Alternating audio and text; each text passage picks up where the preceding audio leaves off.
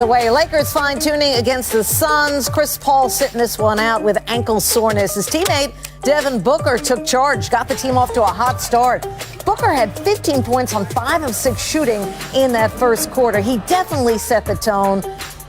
He steps back and hits a 3, knocks it down. Booker had 27 points, 8 of 12 from the field. But what about LeBron? What about Anthony Davis? Is that what you're wondering about? I thought so. Here's LeBron. Here's AD. They were pretty good. Davis finds LeBron, who hits a 3. Then LeBron would finish a layup through contact. That always works. 5 minutes left in the half. Lakers down 18. It's LeBron James, who had 20 points, 8 boards, 4 assists in 25 minutes of play. As for Anthony Davis, just incredible from long distance. I mean, big time. There's an example. You want another example? It happened a minute later. Knocking down another 3. 6 of 7 from three-point range was Anthony Davis, and it continued. Well, you know, you're going to give him the space.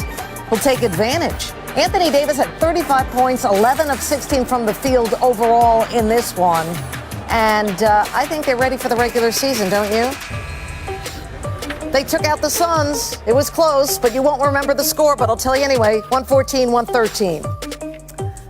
We now welcome in our George Sedano, who worked the sideline in Phoenix. And George, let me tell you, for the first time this season, you know this, we saw extended minutes from LeBron and Anthony Davis. How much, though, are we going to see them early on in this regular season?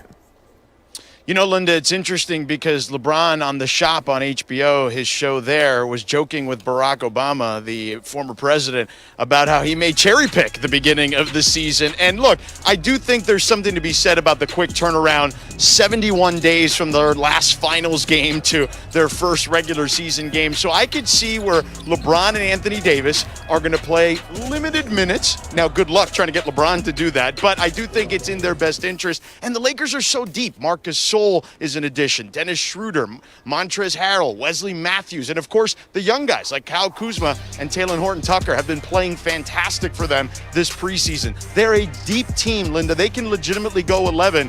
And the young guys, I mentioned THT, he's a phenom right now. This is someone LeBron spotted back in high school, and he's been mentoring him through his draft process and the 2 seasons with the Lakers. So they're looking pretty good as far as their depth is concerned to help AD and LeBron. All right, George, let's talk about Chris Paul. He got the night off for the Suns, but what impact has he had overall since he arrived in Phoenix? Well, his impact we'll see on the floor once the season starts. Certainly we saw that in OKC last year, Linda. But you already see the process has started with a Devin Booker and with DeAndre Ayton, 2 young stars. Devin Booker already an all-star. And they think that the maturation process can be accelerated with those 2, and they can hit superstar-level heights with a guy like Chris Paul kind of leading the way and teaching them what it's like to be a professional. Lakers open up the regular season Tuesday against the Clippers. The Suns host Luka Doncic and the Mavs Wednesday night right here on ESPN. George Sedano, thank you, reporting from Phoenix. You got it, Linda. With you. If PG13 and Kawhi are at their best, can they beat the Lakers this season? I think if they're at their best, first of all, I don't think anybody's going to beat the Lakers. But if they're at their best, I think they've got a shot. Is it this Kawhi Leonard? I mean, correct me if I'm wrong, Kendrick Perkins. Isn't Kawhi Leonard the best player on the planet? Oops, I'm sorry. Or was it whoops, Kendrick Perkins? I'm not sure what Max was saying. I'm not sure, Kendrick. But if Kawhi Leonard without the oops or the whoops, if Kawhi Leonard without the whoops or the oops is the best player in the world, and Paul George is hell-bent on resurrecting himself, this ain't the 70s or the 80s or even the 90s where you could throw it down low to Shaq and, drop step elbows yamming on your mug. It's a new day. It's a new era. Perimeter play on an extremely high level can knock off a lot of people, and no matter how great they are. I'm saying that's what it would take. I don't think it will happen by any stretch of the imagination. I got the Lakers as a favorite by damn near a mile.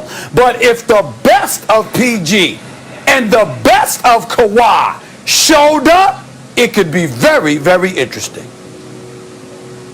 I hate to do it, Stephen A., but I agree with you here. Loath as I am to agree with you. I think they could. Here's the problem. I don't believe in Paul George in the playoffs. So, the answer is no. But if Paul George played as well as he could play in the playoffs, if he elevated somehow, because some players actually elevate in the playoffs, like usually Kawhi Leonard. In fact, he did it again in these playoffs, except for in that Game 7. And I know, Perk, you thought I was wrong and you were right about LeBron no longer being the best, but you had Kawhi as second best. I mean, Kawhi is an elite MVP caliber player, and when it matters most, he's usually among the best you'll ever see in the playoffs. So you have that. Can Paul George do something like that? Like, Paul George in the regular season ain't that much worse than Kawhi. Can he be some version of Kawhi in the playoffs? Because then when you look at the team, look, LeBron's not going to be young forever, right? Eventually you would think, like, all people decline with age eventually. Stephen A. just brought it up, the perimeter game. 2 attacking wings, two-way wings especially, that's tough to beat. Jordan and Pippen and LeBron and D. Wade, right? Like, that's tough to beat. And then you look at what else the Clippers did. Ibaka can defend and shoot. So can Morris, defend and shoot. Kennard is an upgrade over Shamet. He could do more things, and he can also shoot. They have shooting. And then finally, the Lakers lost Rondo. I like the Schroeder move a lot. I think Schroeder's an upgrade during the regular season. It remains to be seen in the playoffs, because one thing we know about Rondo is playoff Rondo is real. When it came down to it, the Lakers had 2 MVP caliber players and an all-star caliber player in Rondo. Rondo's not there anymore. So would it be possible? Yes, it would be possible. Hell no. Hell no. Look, Kawhi at his best and PG at his best is not matching up with LeBron James and Anthony Davis at their best.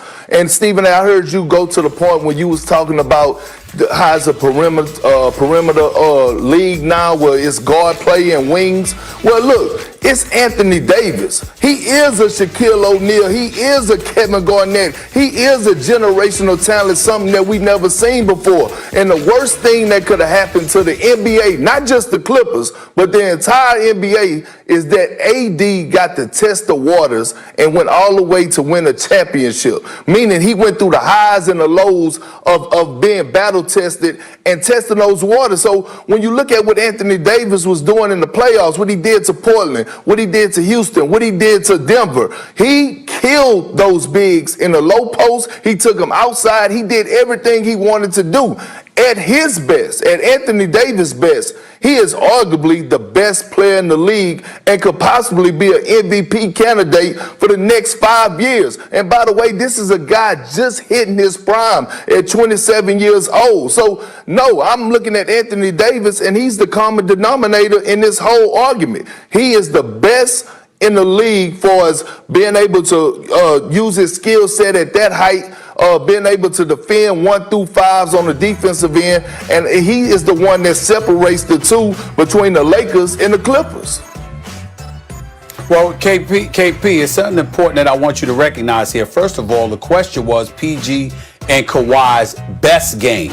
That's number one. Number two, we're still not picking them to beat the Lakers. Nobody's picking them to beat the Lakers. We understand that the Lakers are better. Nobody's disputing that. Yeah, but what I'm saying is when you look at PG and Kawhi, let's pay attention to something. When we ask the question, their best, we're assuming in terms of their best on both ends of the floor, defensively and offensively. And even though there is no answer for AD, you have to remember the stronger, because you ain't taking AD down low. You're not going to be a monster in the interior with him. The nightmare for him is somebody that can jack up shots from long range and somehow, some way, even if their eyes are closed and they pray, and somehow it's going in from 30. That's the problem for AD. That's the problem for LeBron. And what I'm saying is, even though I don't believe for 1 second it's going to happen, if you have two guys that can play on an elite level like they're capable of playing, and they bring their A-plus game to the equation, I will say this: the Clippers are the #1 threat to the Lakers under those circumstances. Would you say that? No, not really.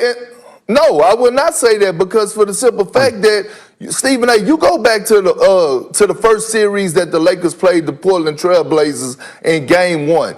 Right. He was telling Anthony Davis that he needs to dominate in the interior.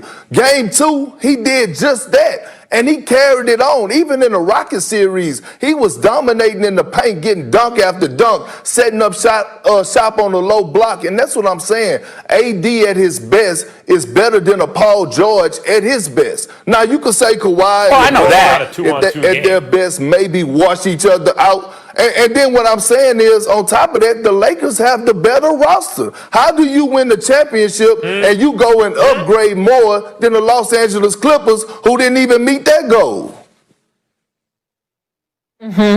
All right, the Lakers won 2 of 3 against the Clippers last season, but all games were close, but decided by 10 points or less. We're going to continue this conversation after the break here on First Take. Also, this.